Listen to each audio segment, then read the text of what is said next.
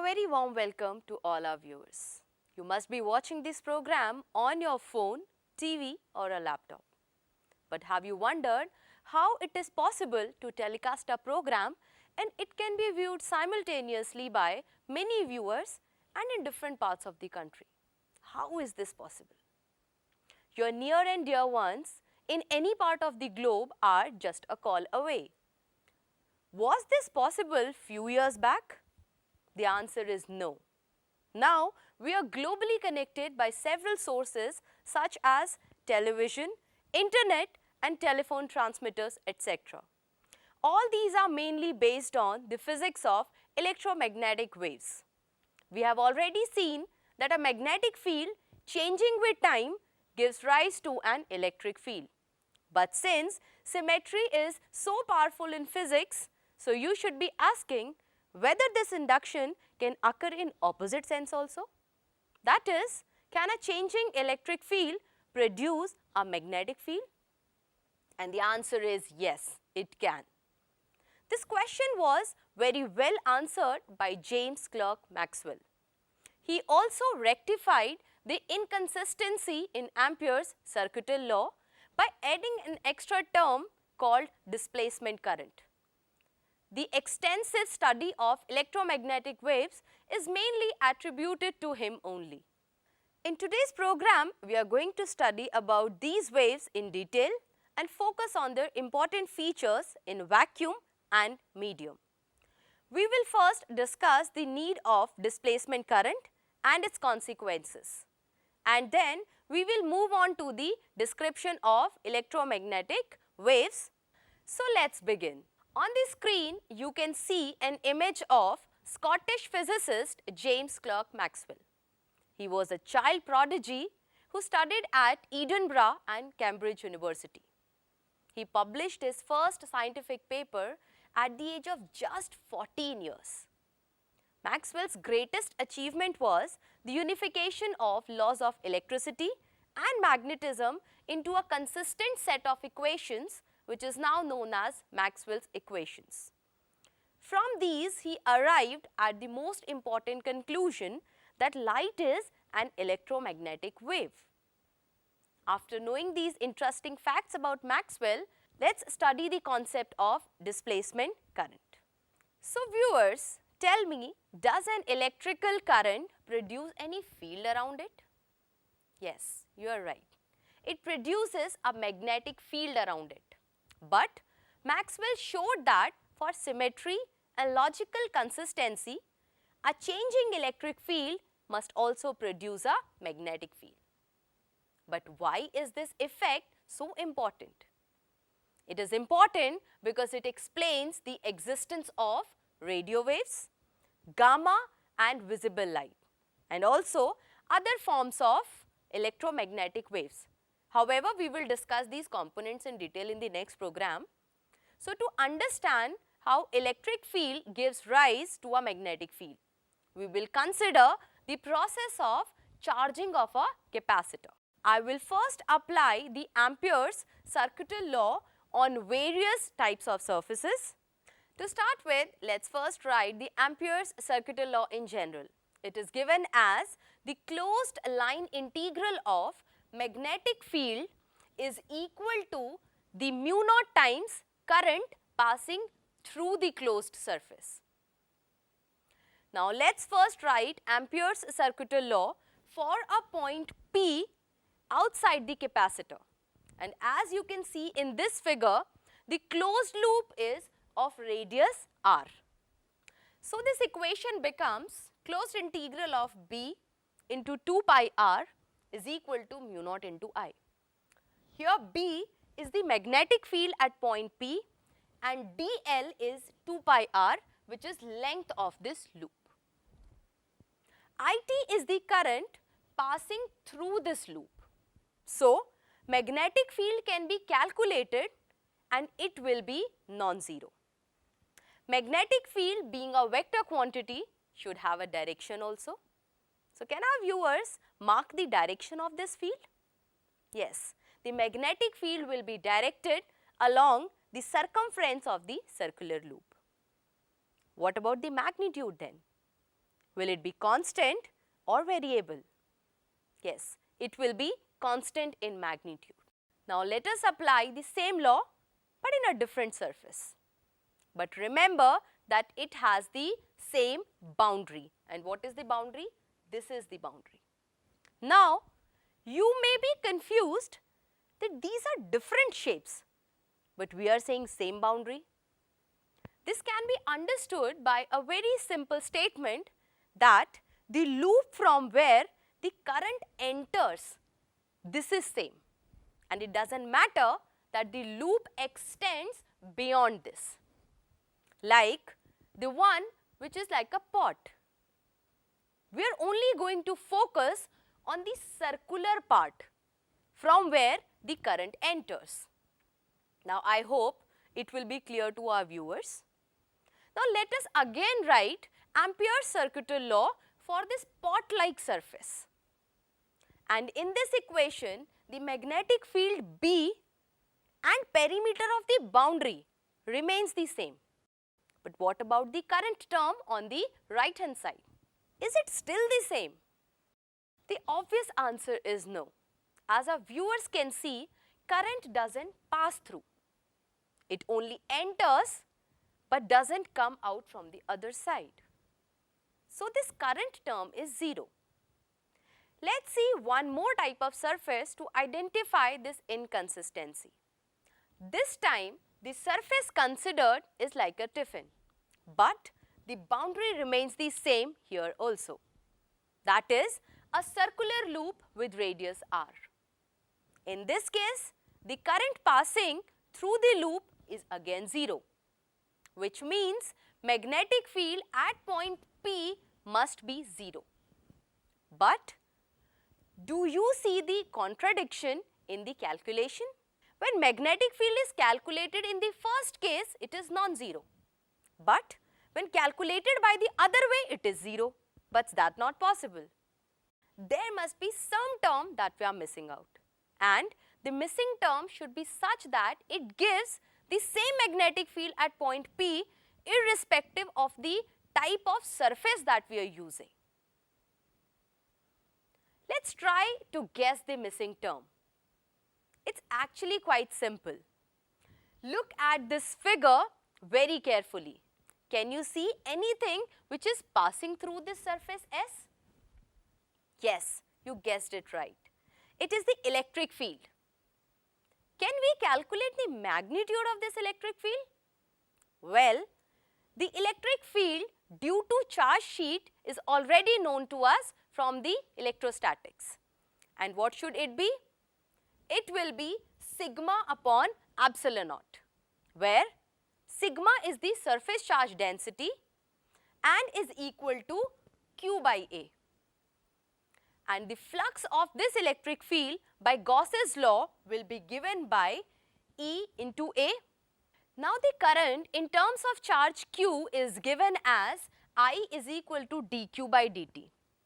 And using this term, the rate of change of electric flux d phi E by dt is equal to 1 by epsilon naught times dQ by dt. So it becomes I is equal to epsilon naught times d phi E by dt, and this is what the missing term is.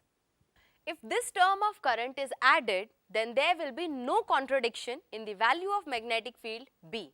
The value of B will now be same everywhere.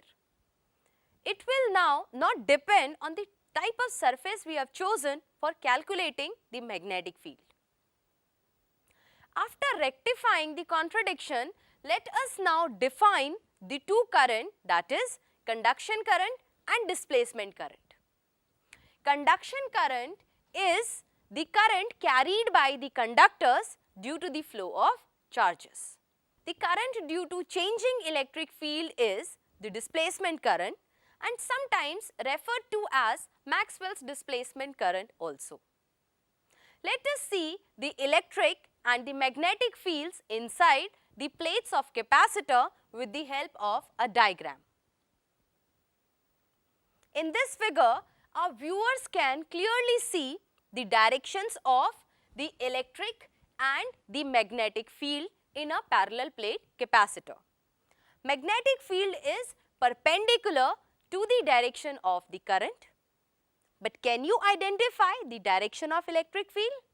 Yes, electric field is from positive to the negative side of the plate. And the direction of electric current is already known to us from the previous chapters. Maxwell then generalized his idea of displacement current.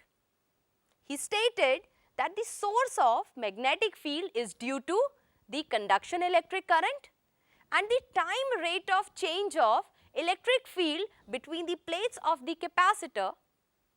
So precisely, it can be said that in a circuit, total current will be the sum of the conduction current and the displacement current, which mathematically means that I is equal to IC, that is the conduction current, plus ID, which is the displacement current.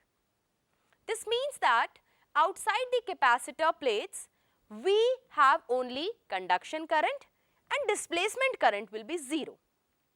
Inside the capacitor, there is no conduction current and only the displacement current exists. After discussing this in so much of detail, now we have a modified Ampere's circuital law. This law has the same form but with a difference, and that difference is the addition of an extra term called displacement current. Mathematically, the law will now be given by closed integral of B dot dl is equal to mu naught IC, that is the conduction current, plus mu naught and displacement current, which is epsilon naught into d phi E by dt. This equation is known as Ampere-Maxwell law. Here, the viewers may feel that what is the difference between the conduction and the displacement current? Well, it has the same physical effects as the conduction current. Can both conduction and displacement current coexist? I think this has already been answered. Yes, they may exist in different parts of the same circuit. All the laws of electricity and magnetism were brought together by Maxwell and made one complete and a beautiful theory, the theory of electromagnetism, which includes only 4 equations. We may question whether the equations are true or false, and this is answered by doing experiments. And a countless number of experiments have proven that Maxwell's equations are correct. Let's see these equations one by one. The first equation is what you have already studied in electrostatics, which is E dot dA is equal to 1 by epsilon naught times the charge, and this is the Gauss's law in electricity. The second equation is Gauss's law in magnetism. Do you remember this equation? Yes, this is same as the first one, and this equation means that magnetic monopoles do not exist. Moving on further, we will now see the third and the fourth equation. The third equation is also familiar and is known as Faraday's law. This is equal to E dot dl, the closed integral of E dot dl is equal to minus d phi b by dt. The last equation is the one we studied in today's program, which is Ampere-Maxwell law. B dot dl is equal to mu naught IC, that is the conduction current, plus mu naught epsilon naught d phi E by dt.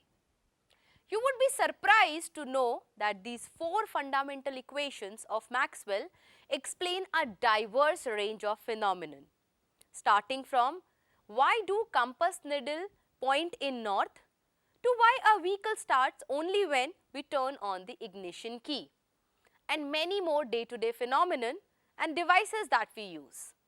Also, solving these equations, we get to see the existence of electromagnetic wave.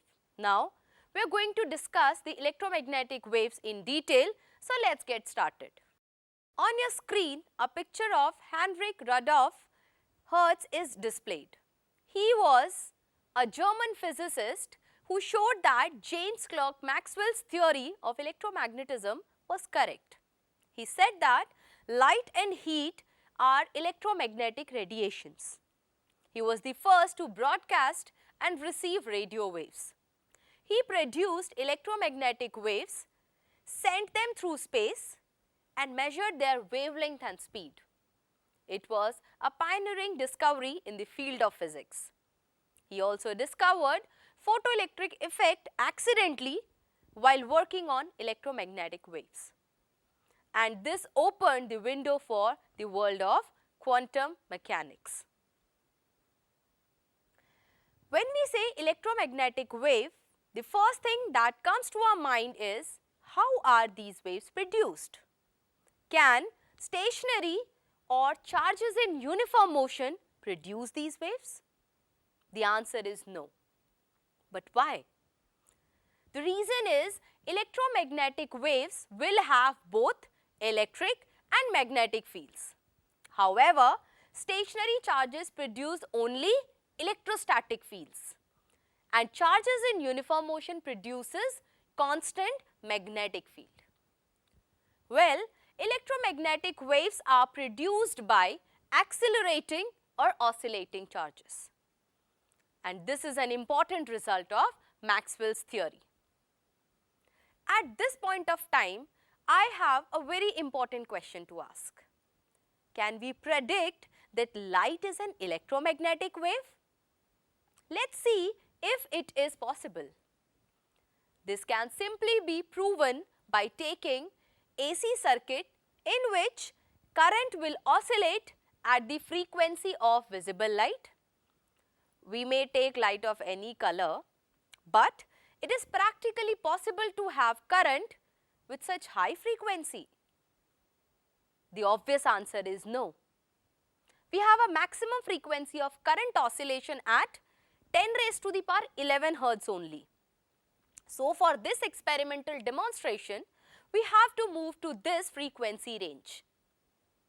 Only radio wave region can be demonstrated experimentally.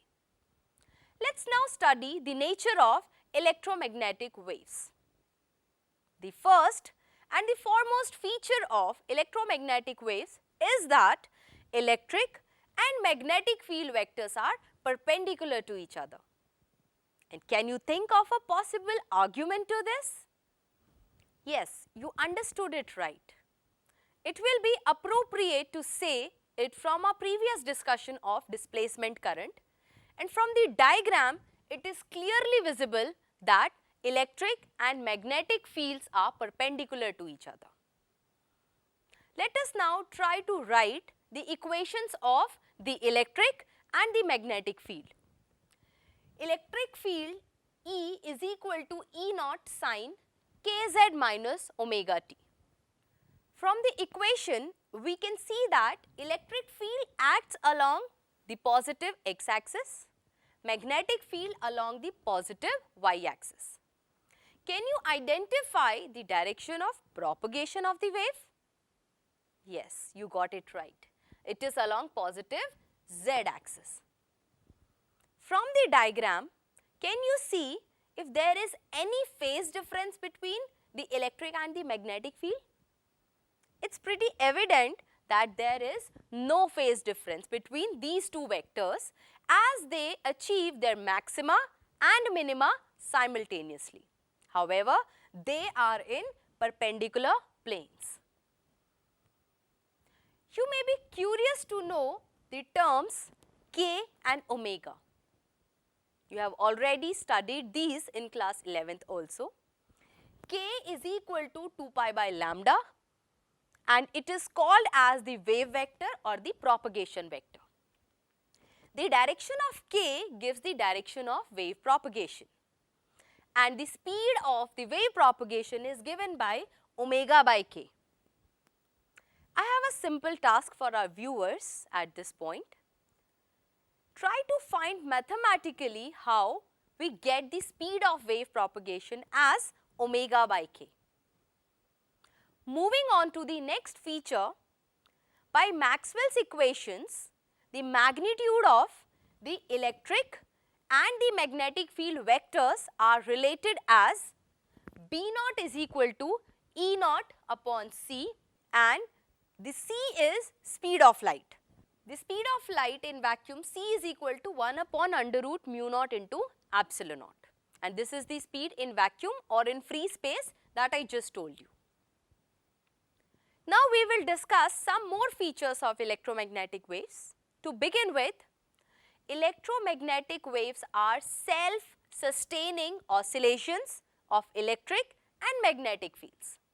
This means that no material medium is required by E and B for their oscillation. Electromagnetic wave travels fastest in free space, but we can calculate its speed in a medium also.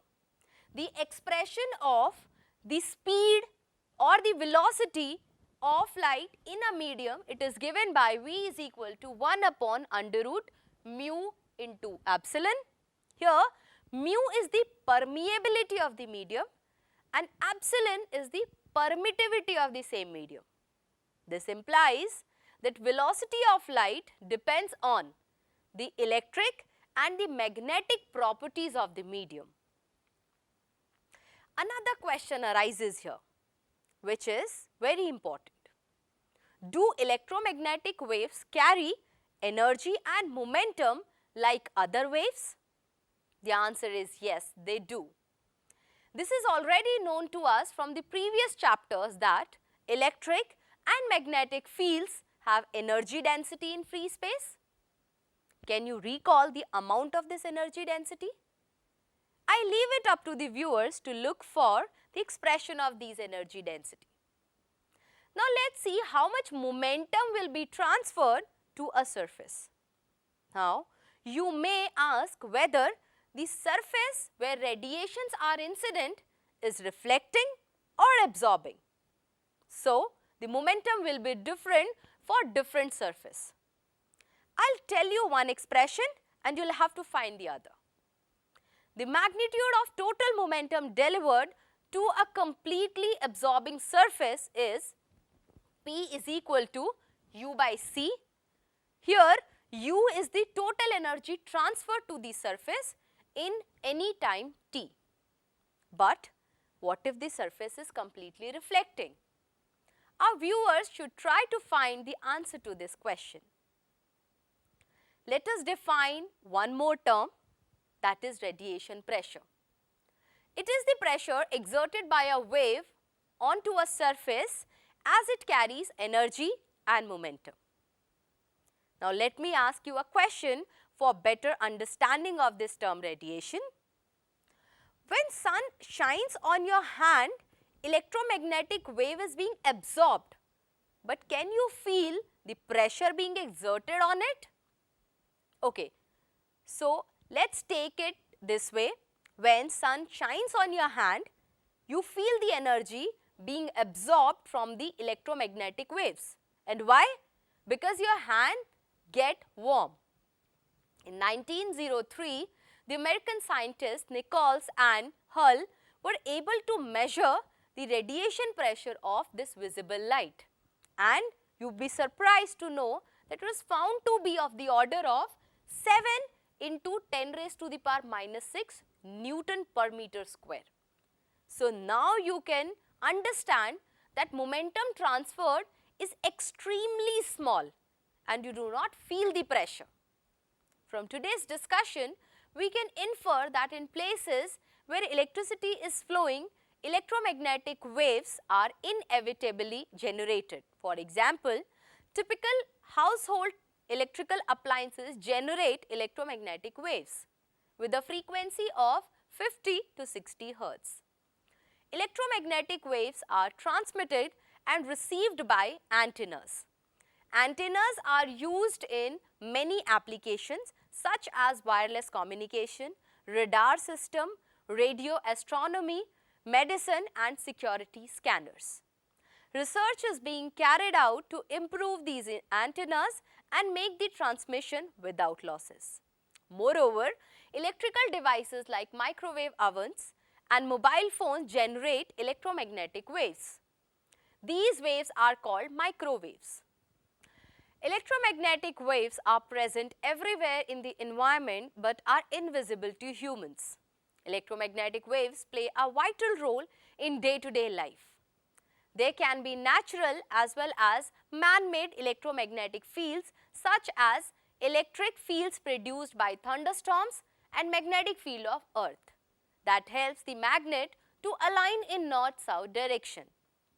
Besides natural sources, electromagnetic waves are generated by humans, and this will be discussed in detail in the next program. Till then, our viewers should try to find more applications of these waves.